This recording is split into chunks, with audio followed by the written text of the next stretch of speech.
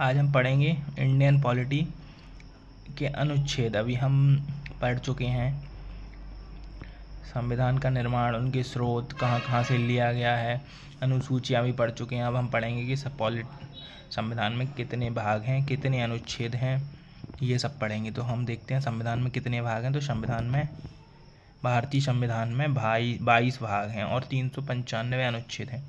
कितने भाग हैं? तो 22 भाग हैं। अनुच्छेद कितने हैं? 395। प्रथम भाग, सबसे पहले फर्स्ट भाग में क्या है? संघ व उसके राज्य क्षेत्र, मतलब संघ व उसके राज्य क्षेत्र हैं। इसमें किससे? अनुच्छेद 1 से लेकर अनुच्छेद 4 तक है। तो अनुच्छेद 1 आर्टिकल फर्स्ट में क्या है? संघ का नाम एवं राज्य क्षेत्र, मतलब अनुच्छेद फर्स्ट में है संघ का नाम व राज्य क्षेत्र। तो अब अपन को पता ही है भारत अर्थात इंडिया, राज्यों का संघ होगा, मतलब भारत का नाम क्या है? भारत भी है और इंडिया भी है। राज्य व उसके राज्य क्षेत्र वे होंगे जो पहली अनुसूची में बताए गए हैं। इसके अलावा अन्य राज्य क्षेत्र जो अर्जित किए जाएंगे समाविष्ट होंगे। मतलब भारत के राज्य कौन होंगे? जो फर्स्ट अनुसूची में बताए गए हैं ना, वो होंगे। उसके अलावा जो अन्य क्षेत्रों पर भारत मतलब कभी युद्ध हुआ और मान लो अपना विस्तार किया, तो वो जो भी आएंगे वो भारत में माने जाएंगे। अनुच्छेद 2 में क्या है? नए राज्यों का प्रवेश या स्थापना। अनुच्छेद 2 में क्या है? नए राज्यों का प्रवेश या स्थापना। संसद विधि द्वारा संघ में नए राज्यों का प्रवेश या उनकी स्थापना कर सकेगी। कैसे कर सकेगी? तो विधि द्वारा, नियम बना के। अनुच्छेद 3 नए राज्यों का निर्माण व वर्तमान राज्यों के क्षेत्रों की सीमाओं में परिवर्तन या नामों में परिवर्तन। तो ये कैसे कर सकते हैं? अनुच्छेद 3 में क्या है? नए राज्यों का निर्माण व वर्तमान राज्यों के क्षेत्रों व सीमाओं में परिवर्तन। इसके तहत संसद विधि द्वारा किसी राज्य या उसके राज्य क्षेत्र के अलावा या दो से अधिक राज्यों को मिलाकर नए राज्य का निर्माण तो संसद विधि द्वारा कर सकती है। मतलब संसद प्रस्ताव पारित होगा और उन दोनों राज्यों की सहमति से प्रस्ताव पारित होगा तो फिर कर सकती है। अनुच्छेद 4 में क्या है? अनुच्छेद 4 इसमें स्पष्ट किया गया है कि अनुच्छेद 2 व 3 के अधीन नए राज्यों की स्थापना, प्रवेश, नाम, क्षेत्र, सीमाओं में परिवर्तन के लिए संविधान की पहली व चौथी अनुसूची में कोई बदलाव लाती है तो ऐसी विधि के अनुच्छेद 368 के तहत संविधान संशोधन नहीं माना जाएगा। मतलब अनुच्छेद 4 में यह दिया गया है कि अगर राज्य का विस्तार होता है और नए राज्य या फिर नए राज्यों का निर्माण होता है तो वह संविधान संशोधन नहीं माना जाएगा, वह नॉर्मल संशोधन माना जाएगा। उसके बाद चलते हैं अपन भाग 2 पढ़ेंगे। भाग 2, तो भाग 2 में क्या है? नागरिकता। भाग फर्स्ट में क्या थी? संघ व उसका राज्य क्षेत्र। भाग 2 में है नागरिकता। तो इसमें कितने से कितने तक है? तो इसमें अनुच्छेद 5 से अनुच्छेद 11 तक दिया गया है। अनुच्छेद 5 में क्या है? तो अनुच्छेद 5 में संविधान के प्रारंभ पर नागरिकता, मतलब जो संविधान बना था तब नागरिकता। संविधान के प्रारंभ पर प्रत्येक व्यक्ति भारत का नागरिक होगा जो 3 में से कोई एक शर्त पूरी करेगा। मतलब संविधान के प्रारंभ में कौन कौन नागरिक होगा? जो 3 में से एक शर्त पूरी करे। कौन कौन सी 3 शर्तें हैं? तो वह भारत में जन्मा हो, तो वह पहली शर्त है, उसका जन्म कहाँ हुआ? भारत में। उसके माता पिता में से कोई एक भारत के राज्य क्षेत्र में जन्मा हो, या तो फिर वो जन्मा हो या फिर उसके माता पिता में से। और तीसरी शर्त क्या है? संविधान के प्रारंभ से ठीक पहले कम से कम 5 वर्षों तक वह भारत में रह रहा हो।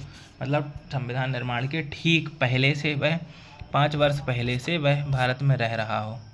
अनुच्छेद 6 में क्या है? तो पाकिस्तान से भारत को प्रोविज़न करने वाले कुछ व्यक्तियों की नागरिकता के अधिकार। अनुच्छेद 6 में क्या है? जो पाकिस्तान से भारत आए हुए हैं लोग, उनके लिए नागरिकता के अधिकार। तो पाकिस्तान से जो भी भारत आए हैं, ऐसी स्थिति में कोई व्यक्ति भारत का नागरिक कब समझा जाएगा? तभी समझा जाएगा जब वह 2 शर्तें पूरी करेगा। इसमें भी 2 शर्तें हैं। फर्स्ट शर्त क्या है? उसका या उसके पिता, दादा दादी या नाना नानी का जन्म भारत शासन अधिनियम 1935 द्वारा परिभाषित भारत के राज्य क्षेत्रों में हुआ। मतलब उसका जन्म कहाँ हुआ? उसके नाना नानी दादा दादी का 1935 में जो भारत का राज्य क्षेत्र परिभाषित था उसके अनुसार हुआ हो। दूसरी क्या है? दूसरी शर्त 19 जुलाई 1948 के पहले व बाद के लिए अलग अलग प्रावधान है। 1948 के पहले व बाद, मतलब जो 19 जुलाई 1948 के पहले से भारत में रह रहे हैं या जो उसके बाद भारत में आए, उनके लिए अलग अलग प्रावधान है। तो पहले आने वाले व्यक्तियों के लिए सिर्फ इतनी शर्त है कि वे साधारणतः भारत में रह रहे हों। मतलब 19 जुलाई 1948 के पहले जो भी हैं उनके लिए क्या शर्त है? वो साधारणतः भारत में रह रहे हों। किंतु बाद में आने वालों के लिए यह शर्त है कि उन्होंने सक्षम अधिकारी के पास नागरिक तौर पर पंजीयन करा लिया हो, मतलब उन्होंने पंजीयन करा लिया हो। आवेदन की तिथि के 6 माह के पहले उसे भारत में रहना आवश्यक है। पंजीयन के लिए क्या आवश्यक है? तो पंजीयन के लिए आवेदन करने की तिथि से 6 महीने से के पहले वह भारत में रह रहा हो। आर्टिकल 7 में क्या है? तो पाकिस्तान को प्रोविज़न करने वाले भारतीयों की नागरिकता। आर्टिकल 7 में क्या है? जो भारत छोड़ के पाकिस्तान चले गए उनके लिए। इसके अनुसार जिस व्यक्ति ने 1 मार्च 1947, उसमें था 19 जुलाई, इसमें है 19 जुलाई 1948, इसमें है 1 मार्च 1947 के बाद भारत से पाकिस्तान के लिए चले गए हों या प्रोविज़न कर गए हों, वह भारत का नागरिक नहीं समझा जाएगा। किंतु यदि वह स्थायी रूप से अनुमति लेकर आता है तो फिर उसे क्या करना पड़ेगा? उसे आर्टिकल 6 के अनुसार जो दूसरी शर्त है ना, उसके प्रावधान लागू होंगे, मतलब उसको पंजीयन करवाना होगा। आर्टिकल 8 में क्या है? अनुच्छेद 8 में भारत के बाहर रहने वाले भारतीय मूल के व्यक्तियों की नागरिकता, मतलब उन व्यक्तियों की नागरिकता जो भारत के बाहर रह रहे हैं लेकिन भारतीय मूल के नागरिक हैं। इसमें उन व्यक्तियों की नागरिकता का उपबंध है जो संविधान के प्रारंभ के समय भारत के निवासी नहीं थे किंतु भारतीय मूल के थे, मतलब जो भारत के निवासी तो नहीं थे लेकिन भारतीय मूल के थे। इसके अनुसार जिस व्यक्ति का जन्म या जिसके माता पिता, दादा दादी, नाना नानी किसी का जन्म 1935 के भारत शासन अधिनियम के द्वारा परिभाषित भारत में हुआ हो तो वर्तमान में या किसी अन्य क्षेत्र में निवास कर रहा हो। तो इसमें कौन कौन सम्मिलित हैं? जो किसी व्यक्ति का जन्म जिसमें माता पिता, दादा दादी, नाना नानी 1935 के भारत शासन के द्वारा परिभाषित भारत में हुआ हो, जो वर्तमान में किसी अन्य क्षेत्र में निवास कर रहा हो। आर्टिकल 9 में क्या है? नागरिकता की समाप्ति, मतलब किसी की भी नागरिकता कैसे समाप्त होती है। ये है किसी देश की नागरिकता स्वेच्छा से अर्जित करने पर भारत की नागरिकता स्वतः ही समाप्त हो जाएगी, मतलब किसी देश की अगर आपने नागरिकता अर्जित कर ली तो भारत की नागरिकता स्वतः ही समाप्त हो जाएगी। आर्टिकल 10 में क्या है? नागरिकता के अधिकारों का बना रहना, कि नागरिकता के अधिकार कैसे बने रहेंगे।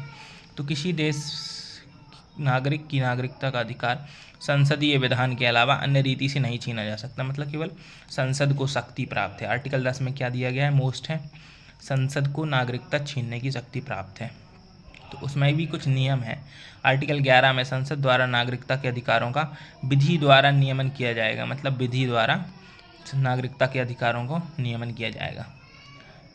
ठीक है, आज के लिए इतना ही। अनुच्छेद भाग 2 अपन ने पूरा पढ़ लिया है।